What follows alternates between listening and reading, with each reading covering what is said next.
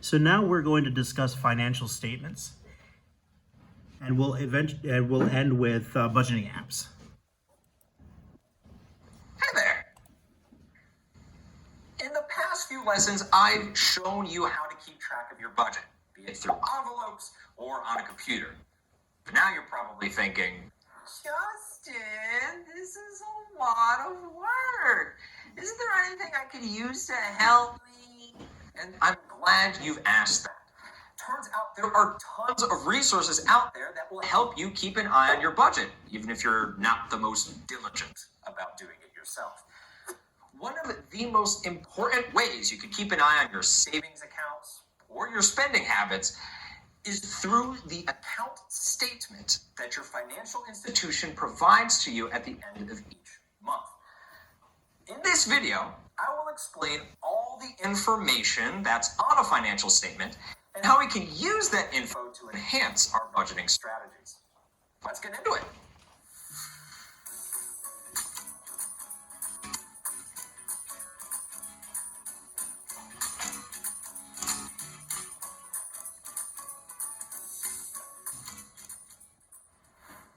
Financial statements typically give you certain types of information, starting and ending balances, a deposit history, and a withdrawal history. The starting and ending balances provide a quick summary on how your account has changed since the beginning of the month. These are usually used as a quick check to make sure that you haven't overspent and that your account isn't getting too close to empty. If your ending balance is super low, it can act as a wake-up call that you should budget better before you go completely broke. If you're the kind of person who wants to budget a lot of money into savings, then your ending balance can be a very useful tool in making sure you're staying on track. For instance, if there's a lot less left in your account that you meant to save, treat it as if you didn't have enough money to pay a major bill. Adjust your budget and make sure you save enough for next time. Your financial statement also includes what's known as a transaction history. It includes both a deposit history and a withdrawal history in chronological order. The deposit history is a list of all the times money has entered your account. For a lot of people, that'll just be 1 or 2 paychecks a month plus a tiny bit of interest. But for other people, that list could be a bit longer, including things like income from a second job or from stuff like selling your homemade pottery online. Your deposit history can be seen as a record of your monthly income, but be careful. Irregular deposits, like a one-time stimulus check, can't be factored into future months' income. Also, transferring money from your savings account into your checking account is just like taking $1 out of one pocket and putting it into another. The deposit history will tell you that money was added into your checking account, but you didn't really gain anything. You already had that money to begin with, so it's not really income. Basically, whenever you're budgeting monthly, treat deposits as income only if it's new money and if you can count on it every month. Anything extra can be considered a bonus. You can spend some of it on yourself. Go for it. Buy those shoes you've been eyeing at the store. But put the rest of it into your long-term savings. Your withdrawal history is a lot more straightforward, but the information is a lot more useful when you're keeping track of a budget. This is a detailed list of all the times money has come out of your account, be it whether you spent it at a store, withdrew it from an ATM, or transferred it into another account. If you enjoy shopping and eating out, your withdrawal list may look a little long. If you're the kind of person who has trouble keeping track of all their expenses as you're spending them throughout the course of a month, using the withdrawal history could be a good fallback option. It's a detailed list of what you're spending on to make sure that you're not spending too much. Relying on the withdrawal history like this has a major drawback, though. If you're waiting to the end of the month to see if you've overspent, and you have, and you're finding out about it after it's already happened.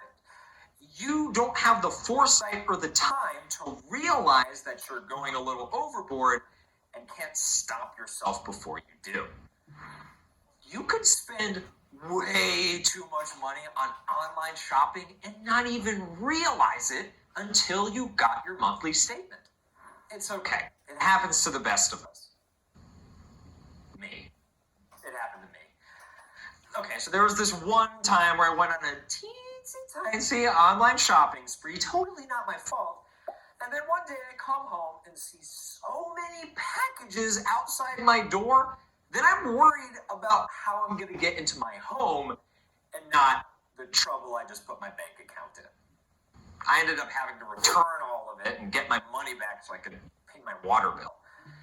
The moral of the story, it is far safer to keep up with your budget as you spend throughout the month, and then use your financial statement to double check your work.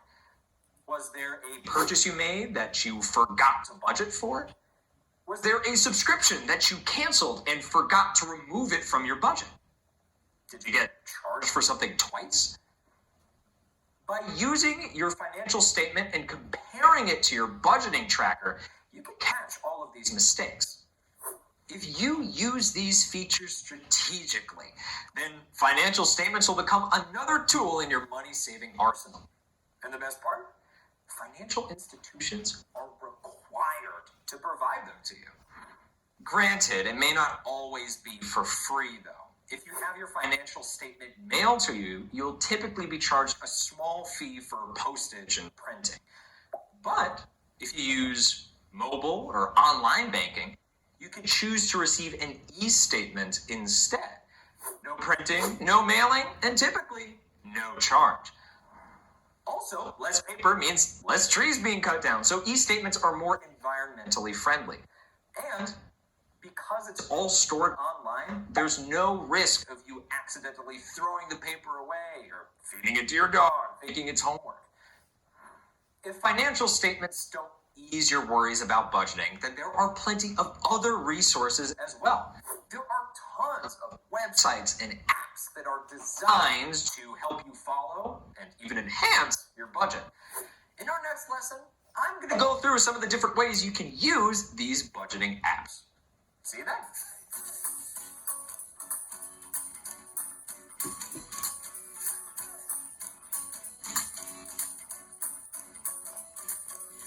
And we'll go right to budgeting apps. I want to make my hand wet, and then I'm going to slam it on this piece of paper.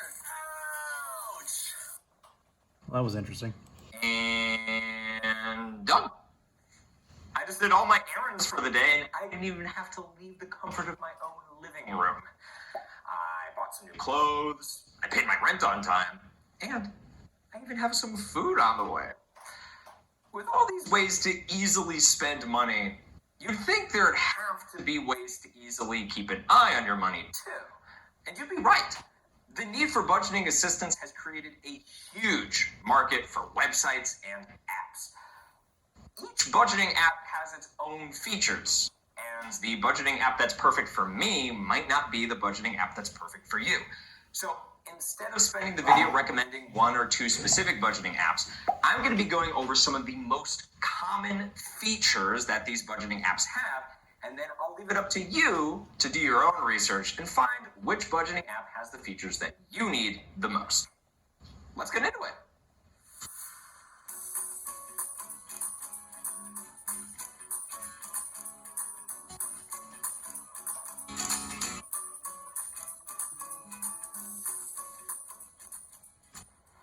One of the most common and useful features of budgeting apps is the ability to connect them to your bank accounts and cards.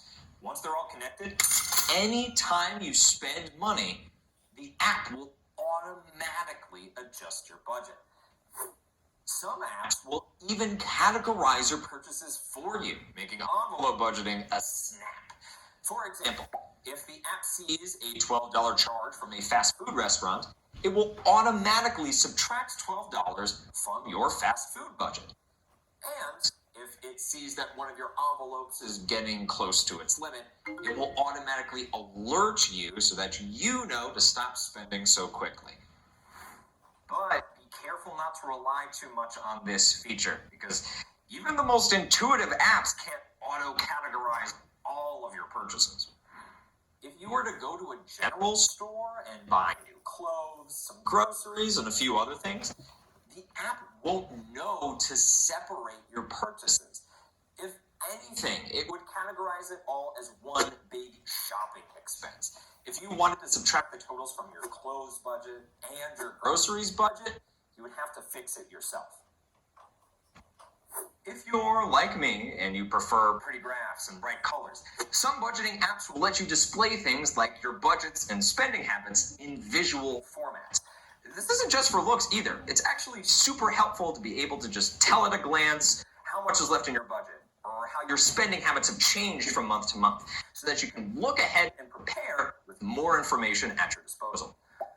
A lot of budgeting apps will also let you program in fixed expenses ahead of time, so that cost will be automatically taken out of your budget each month. I really prefer this feature because that means I don't have to get sad every month when I think I have all this money for fun stuff before I remember that half of it is earmarked for utilities and rent and loans. Some apps will even let you connect your app to other apps, so you can do things like split rent between roommates or share a budget with your whole family. This is great for living situations like shared apartments where people pool in money or take turns paying for each other. And speaking of social features, some budgeting apps let you connect to social media, just in case you're getting a little slack and you need your friends and followers to hold you accountable. Who knows? Maybe if your friends see how well budgeting is working for you, they'll be convinced to make smarter financial decisions in their lives too. That'd be something worth celebrating. Finally, lots of budgeting apps are just as focused on the long term as you are.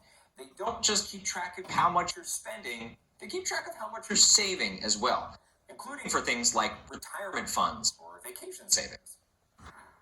All of these different features are great because they keep you from having to track your own budget. The app will do it all for you, so you don't have to worry about saving receipts or doing a bunch of math. But that's where you have to be careful. If you're letting an app do all the budgeting work for you, it's all too easy to sit back, relax, and think that you've succeeded at budgeting. But remember, simply having a budget is not the goal here. The goal is to use the budget to make smarter financial decisions. If you're not periodically checking your budgeting app to make sure your budget is working, whether or not you're overspending, and to see how much money you're saving, then the budget isn't doing you any good. If you ever fall into the trap of becoming inattentive to your budget because you're letting an app do the work for you, you may just be better off deleting the app and going back to doing the work yourself. And you can do it yourself. Or at least you can do it without having a fancy app doing most of the work for you. Anything that these budgeting apps can do, you can do it too with a pencil and paper or a spreadsheet program. So don't ever feel like you need to have a budgeting app. In fact, because many of these budgeting apps will cost you a hefty subscription fee, using a budgeting app may actually hurt your finances instead of helping them. In the end, remember the goal of this course.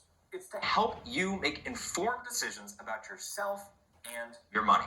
And that includes choosing which tools to use and which tools to not. That's for later. Throughout this unit, you have learned so much about budgeting, but there's still so much to learn. Throughout this course, we're going to keep discovering new things to add to your budget, such as how much you should put away for taxes and how to handle mortgage payments. In the next unit, though, we're going to go over all the different ways you can make income, so you'll be prepared no matter what job you have in the future or how your paychecks are calculated. See you then. So the only thing I would add to this is when you're looking at an app, read the fine print of what you're signing. A lot of these apps and a lot of these companies, they do data mine, and you want to know exactly what you're going to be giving up for what you receive in your app. Other than that, I pretty much agree with what is being said in this unit.